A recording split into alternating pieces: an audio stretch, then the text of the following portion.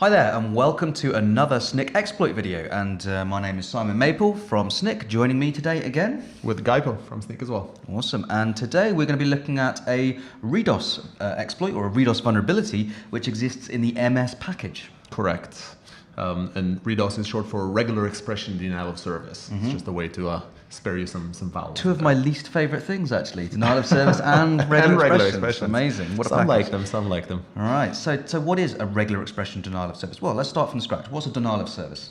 Denial of service is really around taking down a system, making it unavailable or using bad traffic, an attack or the likes, to take down a service, making it unavailable, or down a system, making it unavailable to good users, hence denying them the service. And it can cause some pretty substantial damage to a website by just not allowing good users to reach it, to transact on it, etc. Okay, and a regular expression? RDoS is really, regular expressions are, we don't think of them this way, but really they're algorithms. And if you kind of fool around with them a little bit, you can make them take a very, very long amount of time.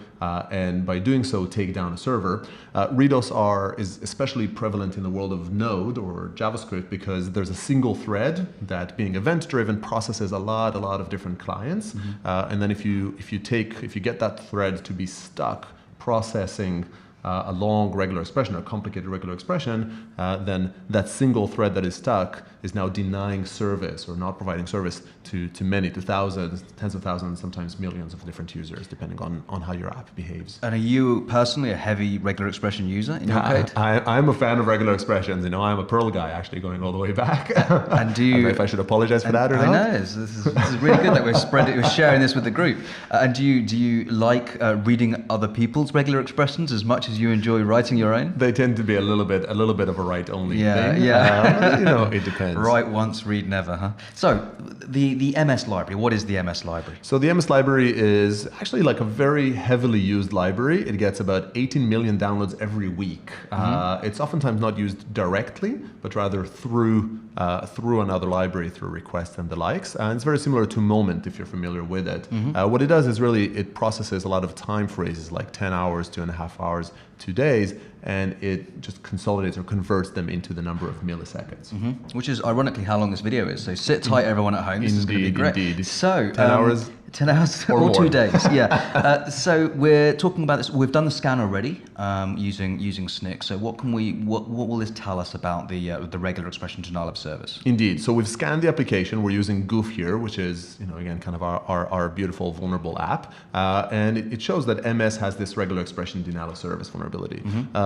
We use, I guess, a couple of tidbits to tee up. One is just understanding how is Goof using this MS library. Goof is a great to-do app, so it allows things like kind of call mom or buy beer, important things, and it allows you to do things like call mom in 2 days, and this in 2 days is calculated using this MS library. So the application could do notifications and all sorts of kind of things. On that, exactly, so it's a beautiful to-do app, as you would like them. Might have forgotten to implement the part that sends the notifications. That's fine. We're going to put that aside. So this is our little application. Maybe first, before we dig in, let's maybe show it in action a little bit on the terminal, and then we switch to exploits.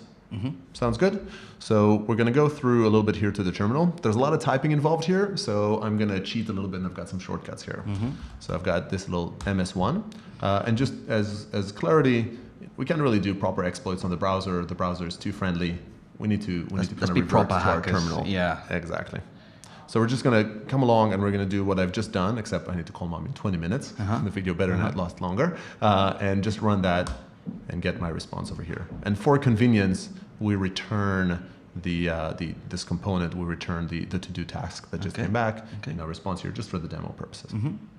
Sounds good? Looks good, yeah.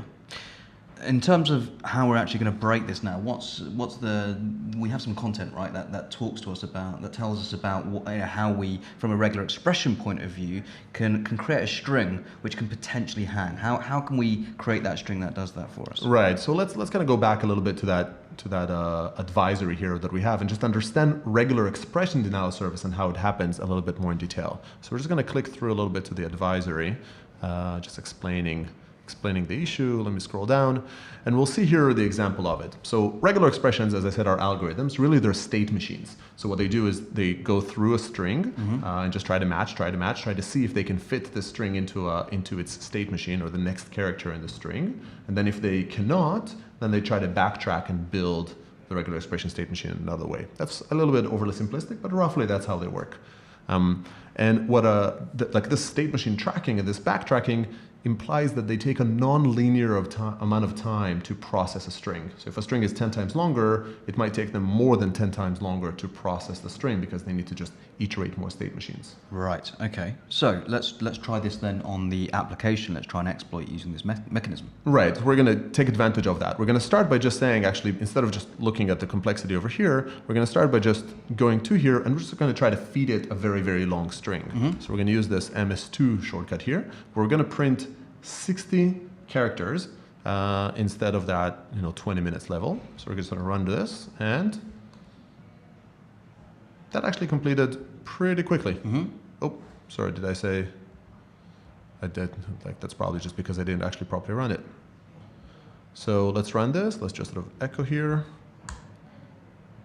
And it completed pretty quickly, just sort of came along here. So nothing bad happened. No, that's pretty quick to match, you can imagine. Maybe it's just not vulnerable? Maybe. Nah, we need to play it's around always a little bit vulnerable, more. right? It is. Let's try something else. So what we need to understand is that if you really want to kind of play around, if you want to like piss off a regular expression, pardon my French, is what you want to do is you want the regular expression to continue all the way to the end of the string just to be disillusioned and realize that it does not have a match. Right. So what we want to do is we want to take this S here and turn it into an A. So this is gonna match all the fives. It's gonna match the minute, but as soon as it gets to the A, it's realizing it's not gonna get a match. That's gonna trigger the backtracking all the way through all the fives, trying to force a match. Exactly. Okay. And we'll talk a little bit more about when that really goes wrong. So we're gonna run this a little bit. First we're gonna show it in action.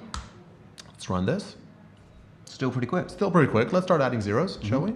So we'll just kind of scroll back here and add my slow scroller here and just add another zero. So we're going to run this. It's still pretty quick. We'll actually use faster scrolling this time. We'll add another zero. You can feel the delay there. You can feel the delay. Right. And now let's do one more. Now let's just go back, add another zero. And this is going to take a while. In the meantime, what we're going to do is we're going to go back to our little application, our goof to do here, and we're going to see that if I do anything here, and I just try to do actions, if I try to delete, nothing happens. Okay. So this is regular expression denial of service in action. Okay, and how long is this going to last then?